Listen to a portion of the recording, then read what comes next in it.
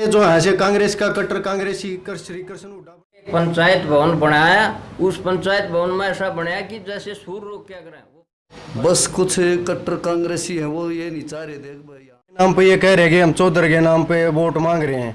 इन्होंने चौधरी के नाम पे वोट मांगी, लेकिन वोट देना तो पब्लिक के हाथ में है जी। उसमें चौधरी वाला खेल नो थोड़ी है किसी लठ दिखाई दिया ले वोट गिर मेरी, वो बात तो ठीक, ये बात तो है ना। अपना विचार यूट्यूब चैनल देखने वाले सारे बण भाइयों ने बिट्टू मोई की हाथ जोड़कर न राम राम।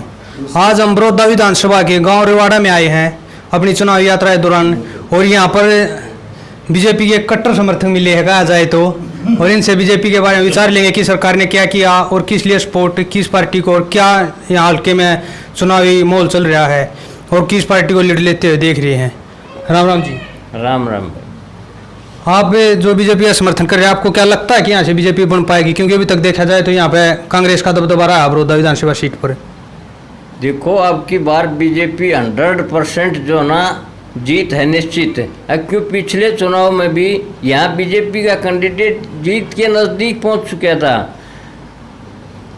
अब जो उपचुनाव के दौरान जो सरकार का ही कैंडिडेट 100% जीतता है, और विकास भी जब होगा जब यहाँ का उम्मीदवार यहाँ का कैंडिडेट जो पार्टी का जीतेगा, सरकार के साथ जो कैंडिडेट होगा जब विकास हो सके है।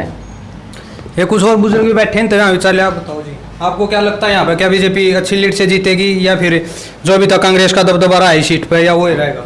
बिल्कुल अब की बार बीजेपी का यहीं से एमएलए जीतेगा, क्योंकि सरकार बीजेपी की है और बड़ौदा हल्का बहुत ही पीछे जा चुका है, क्योंकि दूसरी पार्टी का विधायक बनता रहा और सरकार दूसरी रही, इसलिए विकास नहीं हो पाया बड़ौदा हल्का का।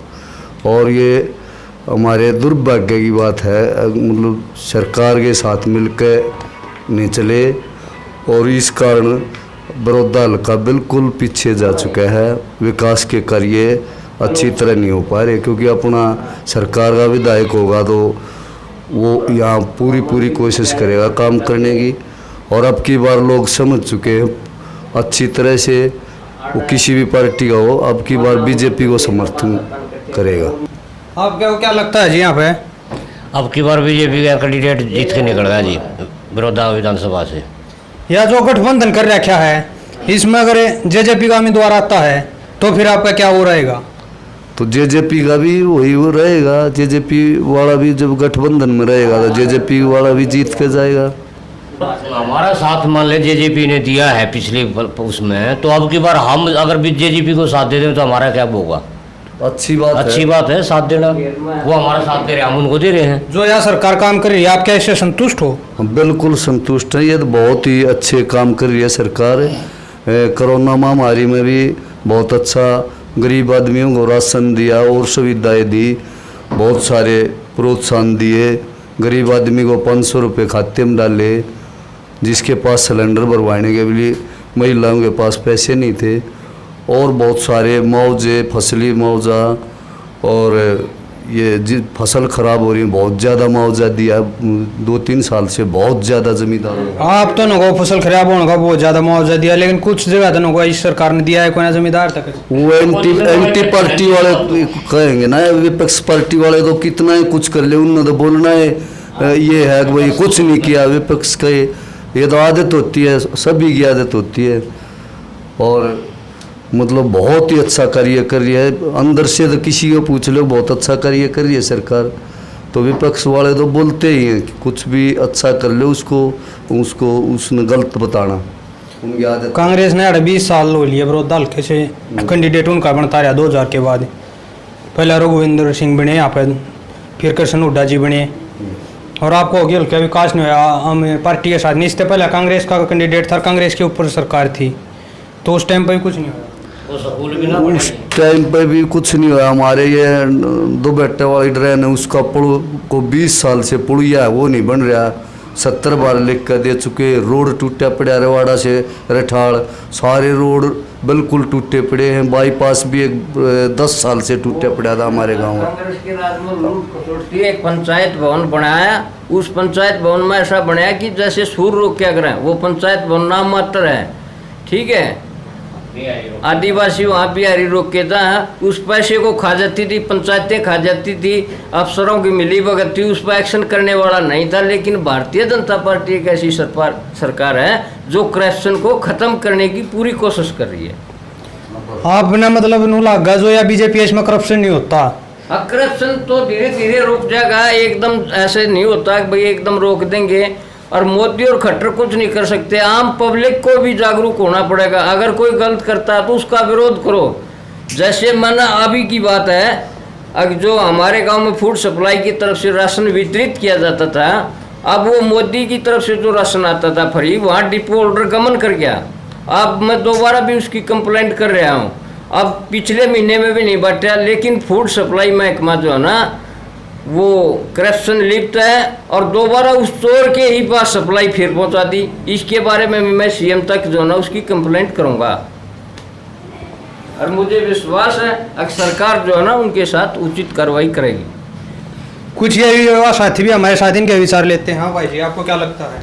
मुझे भाई साहब यही लगता है कि अब की बार जो है बीजेपी सरकार यहाँ से बनेगी। और क्योंकि बड़ौदा हल्का काफ़ी समय से कांग्रेस का यहाँ पर राज रहा इतने सालों से, तो काफ़ी पिछड़ चुका है सभी हल्कों से। तो बड़ौदा हल्के वासियों को भी सोचना चाहिए कि अगर हमें विकास चाहिए तो हमें बीजेपी का समर्थन करना होगा। और जो भी इस हल्के का कैंडिडेट होगा बीजेपी का, हम उसका खुला समर्थन देते हैं ताकि हमारे गांव और हमारे बड़ौदा हल्के का विकास हो सके। ऊपर पर एमपी तो बीजेपी का था, आप जो कह रहे हो, तो एमपी ने क्या कराया?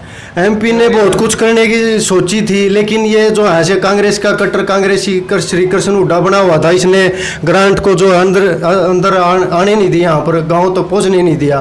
कोई भी मुद्दा यहाँ का जो सार्वजनिक मुद्दे थे गाँव के, सड़कों की, बिजली पानी की व्यवस्था थी, सरमराई हुई थी, उनको इसने उठाया नहीं, क्योंकि ये कांग्रेस का था, विरोधी दल का था, इसलिए वो जो है पूरे तरह से कार्य नहीं हो सके। लेकिन उन्होंने यहाँ पर हमारे सांसद जियों ने व्यायामशाला और पार्क भी बनवाया है और अब जो है जिम वगैरह का भी सामान आने वाला है। तो ये काफ़ी डेवलप हो रहा है, ऐसी बात नहीं है हमारे बीजेपी सरकार में। बोल रहे हो ना, ये यहाँ का एमपी तो बीजेपी का था, तो कुछ राज्य सरकार के काम एमपी नहीं कर सकता। राज्य सरकार के काम तो हमारा विधायक करेगा, विधायक विपक्ष का बैठा रहा, इसलिए बड़ौदा हल्का बहुत पीछे चला गया। इससे पहली बार जब भी तो विपक्ष में दूसरी थी विधायक यही था कृष्ण हुड्डा, और अगली बार फिर पब्लिक ने उसी पर विश्वास जताया। अगर उसने 5 साल काम नहीं कराया, फिर दोबारा इसके विश्वास जताया। बस कुछ कट्टर कांग्रेसी हैं, वो ये नहीं चाह रहे थे कि भाई यहाँ ज़्यादा दबदबा है उनका, और बीजेपी को नहीं चाह रहे थे, इसलिए मतलब वो नहीं आ। सांसद साहब ने हर व्यक्ति की जन समस्या सुनी है, लेकिन जिन गाँव के अंदर कांग्रेस का या विपक्ष का जो ग्राम मुखिया बना हुआ है, वो बीजेपी के व्यक्ति को चाहता नहीं भाई सांसद को बुलाऊं, मैं किसी एमएलए को बनाऊं या किसी और को बुलाऊं, क्यों? वो विपक्ष का है। बगैर रोए तो माँ भी चुची ना देती बालक ने, ठीक है ना। जब वो अगर उसको बुलावेंगे पार्टी के, जब भी तो विकास होगा। जब वो सांसद को बुलावेंगे तो विकास कहाँ से होगा? लेकिन हम कई बार गांव की समस्या को लेकर संसद महोदय के पास गए और उन्होंने बड़ी अच्छे तरीके से उनका सुझाव भी करवाया और काम को पूरा किया। जो ये ऑनलाइन क्यों खरीदे थे, इस पर थारा क्या कहना है? यो सही कराया गलत कराया?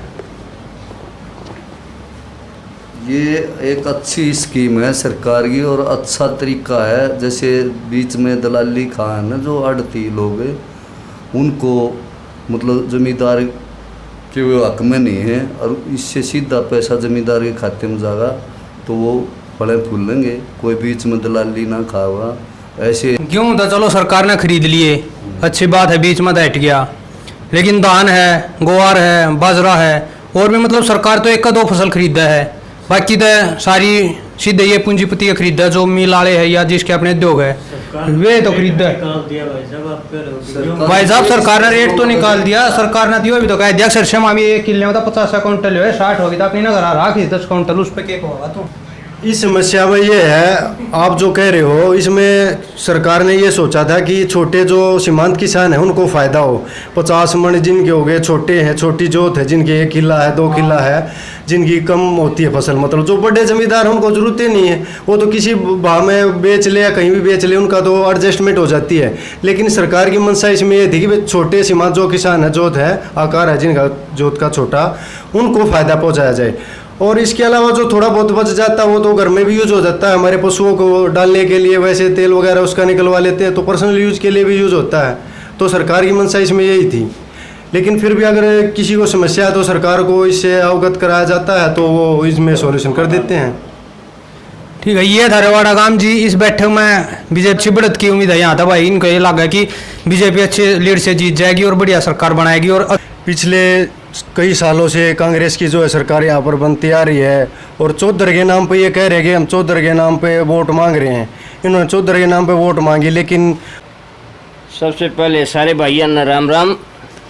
और ये हमारे प्रदेश का दुर्भाग्य है कि 6 साल से बीजेपी सरकार हरियाणा में रही, लेकिन यहाँ बीजेपी का MLA बड़ौदा हल्के से नहीं जीता।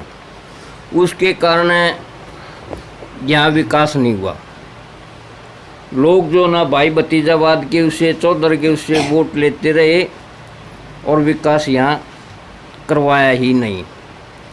आप कहो कि चौधरी के उससे वोट लेते रहे, लेकिन वोट तो पब्लिक ने दिए, इसमें चौधरी वाला तो मुद्दा ही नहीं। चौधरी के उससे वोट लिए हैं, लेकिन उन्होंने विकास नहीं किया, यहाँ अनदेखी की। वोट देना तो पब्लिक के हाथ में है जी, उसमें चौधरी वाला खेल नो थोड़ी है, किसी लठ दिखाई दिया ले वोट गिर मेरी, वो बात तो ठीक, ये बात तो है ना। जबरदस्ती नहीं हुआ करती है कि ये हो गया कि भाई नज़दीक का CM है, इसके ऊपर लोग ये मान गए कि भाई मारा है उसने, लेकिन बड़ौदा हल्के की तरफ विशेष ध्यान नहीं दिया। उसने ये तो कहता रहा भाई मेरा घर है, बड़ौदा हल्का मेरा घर है, उसने इस पे विकास पर ध्यान नहीं दिया। राम भाई, आप किसको समर्थन देगा? आपने लगा कि सरकार सही है, या फिर जो 5 साल यहाँ के हल्के कृष्ण हुड्डा दिए थे यहाँ पे, वो उसको अपना पूरा कार्यकाल मिलना चाहिए कांग्रेस को? भाई हम भी बीजेपी के साथ हैं, लगातार कई साल से हमारे यहाँ पर MLA कांग्रेस का रहा है, कम से कम हो गए होंगे 15-20 साल तो हो गए होंगे, 20 या साल हो गए।